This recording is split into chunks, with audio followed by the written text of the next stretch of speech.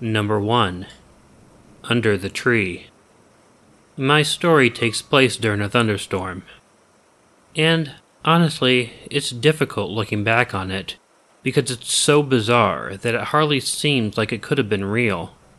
But I do remember it. I worked at a fast food restaurant in town as a teenager. I didn't have a car yet, as I was saving up to buy one. So I walked back and forth between home and work. On this day, I was working a day shift on a weekend. About an hour before the end of my shift, I noticed that it seemed to be getting ready to storm. I tried calling my parents to see if they could come and pick me up, but they weren't home. It didn't start raining by the time my shift was over, and I thought I could make it home in time. There's a field behind the elementary school, and I knew I could cut through it. As I was cutting through the field, it began raining. And it didn't begin slowly. The rain started falling pretty fast, so I had to find a way to get shelter. There were some big trees in the field. Yeah, I know what you're thinking right off. The very first thing you're told during a thunderstorm is to not hide under a tree. But you never really think that something bad is going to happen to you. So I made for the closest tree rather than get soaked. Now, this part of the story is hard to put together, because I didn't know what was going on while it was happening. I figured it out later. But while I was under the tree, I simultaneously heard the worst boom I'd ever heard, while seeing a huge flash of orange light. And I blacked out. When I opened my eyes, I was confused. At that point, I didn't remember the lightning hitting the tree. In fact, I didn't really remember much of anything. I wasn't sure what I was doing under the tree, or where I was going, or even who I was. The shock had temporarily messed up my memory. What caused me to open my eyes, though, was that there was someone there trying to help me up. He told me he was a paramedic, and he had seen what happened.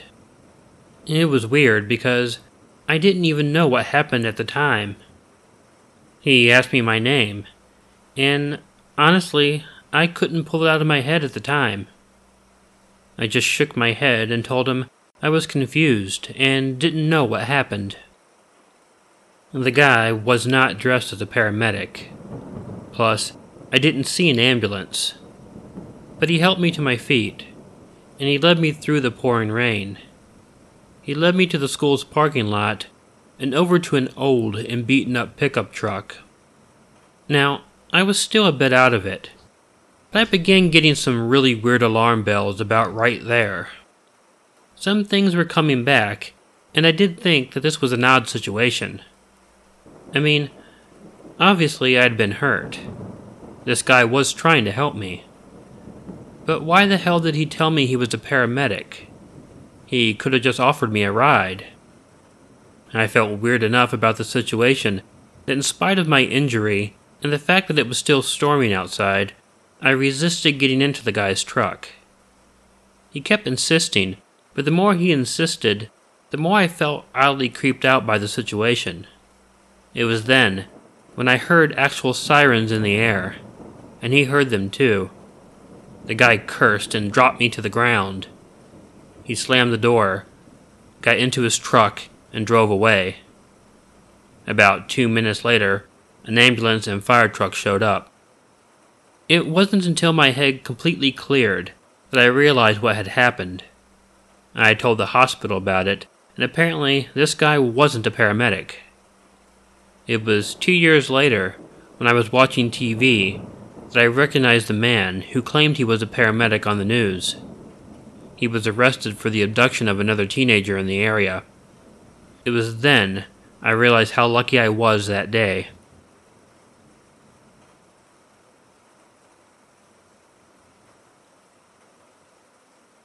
Number 2. The Light. I really love thunderstorms. Honestly, I would prefer it if we just had thunderstorms much more often than regular dry weather. And there's just something about the smell in the air from an approaching storm. I love the way the sky gets gradually darker as the black clouds overtake the sky. But most of all, I love the lightning as it blazes across the sky, and then, awaiting the inevitable crack of thunder, never sure how quickly it will come after the lightning. It may be mildly surprising to know that the scariest experience I ever had happened right before a thunderstorm. And with the storm hitting right after it, I was scared of the storm for the first time in my entire life. I was watching television with the lights off and the shade down. It was about 2 o'clock in the morning, and I was watching YouTube. I didn't really even know that there was a storm on the way. It wasn't until I got up and went into the kitchen for a snack that I even noticed a flash of lightning outside. So I decided to pause my show and go out on the porch for a while and watch the lightning. I didn't hear a crack of thunder, so I thought it would be a while before the storm actually hit. I grabbed a drink and made sure all the lights were off. I went outside onto the porch, and I didn't bring a chair out. I just set my drink on a shelf that surrounded one of the columns, and I leaned against the column and watched the lightning. It was really nice. I knew I could just stand out there forever. I felt the pressure drop a bit, and I was rewarded with a few really nice gushes of cool air. I may have been outside, leaning against that post for about 40 minutes, before I heard the first rumble of thunder out in the distance. It was around that time that I really had to go pee. I thought about going back in the house for a moment, but then I realized that not only did I live in a really small neighborhood, but all the other houses were dark. No one was up, so I decided to just go off the side of the porch. There was a holly bush right next to the porch.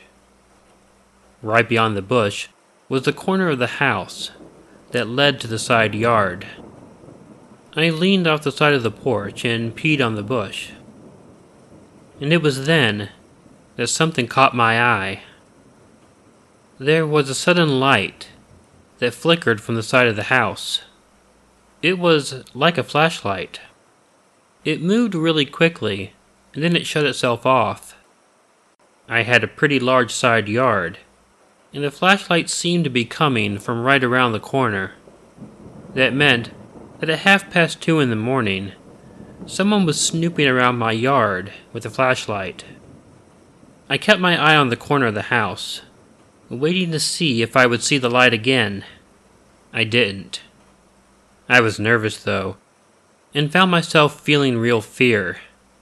And just then, there was movement in the bush that I was going on that caught my eye.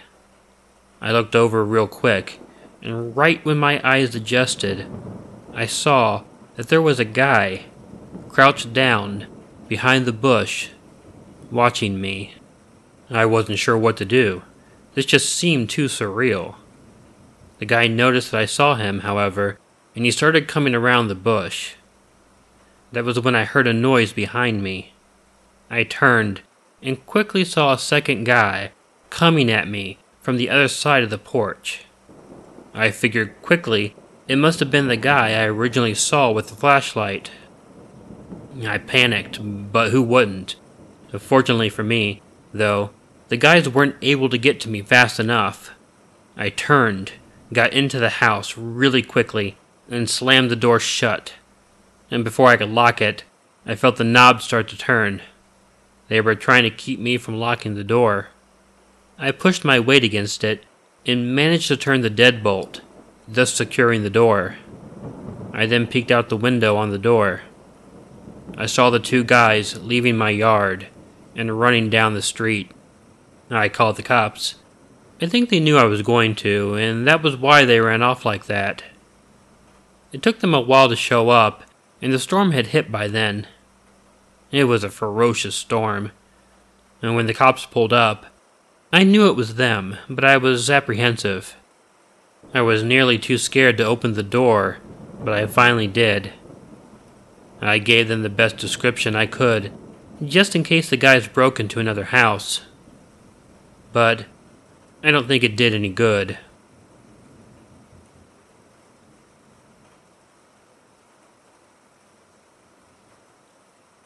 Number 3. The forest. Just about the worst place you can be in a thunderstorm is out in it somewhere.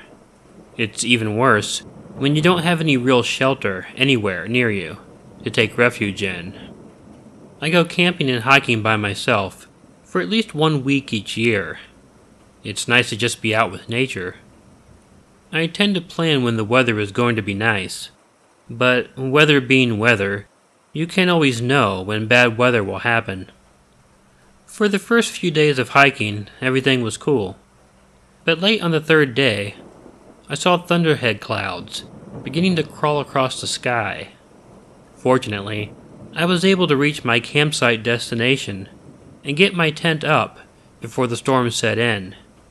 And just barely. I stayed awake for a while that night, watching the lightning show through the fabric of the tent, and listening to the thunder shake the mountains around me. It kept me up for a while, but eventually, I did drift off to sleep. Unfortunately, when I woke up in the morning, it was still storming. If it was raining softly, I think I would have gotten up early and went hiking anyway. But it was coming down too hard for me to even consider that. It wasn't until nearly noon before the rain stopped, and I was certain I could go out and get on my way. I got up and packed up and went on my way. I lost some time, so I tried to hurry up. I think I may have gotten about 2 hours of hiking done before I once again saw lightning streaking across the sky. I cursed, not being in a good place to set up camp, number 1. Number 2, I had lost so much time already. I tried my best to make it as far as I could before it began raining. As I was trying to find a clearing or somewhere I could put up my tent, I noticed that there was what looked like a cave not far from me. I wasn't sure if I could make it to the cave before it began raining, but I hustled, so I fortunately did. It wasn't even a cave when I came close to it.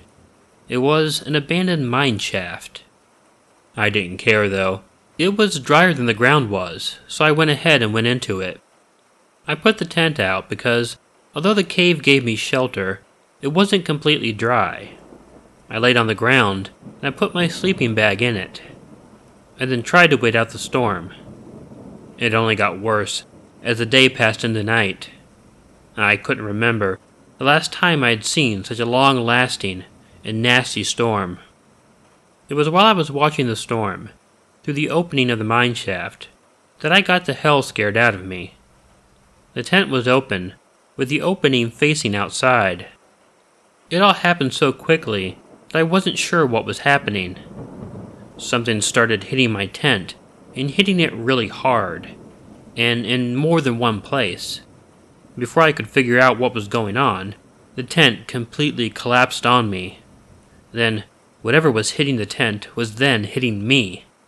And I figured it had to be a couple people, because suddenly, whatever it was began kicking me too, and kicking me very hard. I struggled to get out of the tent, while taking kick after kick. Finally, I managed to get out, then I stumbled and fell on my face on the ground. I got kicked a few more times, and then felt a sharp pain, as if someone had cut me on the arm. And somehow, I managed to get back to my feet, and then I ran as quickly as I could out of the mine. I left behind all of my things, figuring it would be easier to replace belongings if I were alive. I ran way out of the mine and into the forest. Whatever had attacked me, whatever had come from deeper in the mine to assault me, it didn't follow me out of the mine, as far as I knew. I ran and walked and tried to get back to civilization. I didn't have any shelter, and I left my backpack behind me, so I didn't have food or anything. I couldn't even catch fish. For the next couple of days, It was just me, trekking through the miserable, wet forest in the mountain. It was hell, but I figured that was better than the alternative.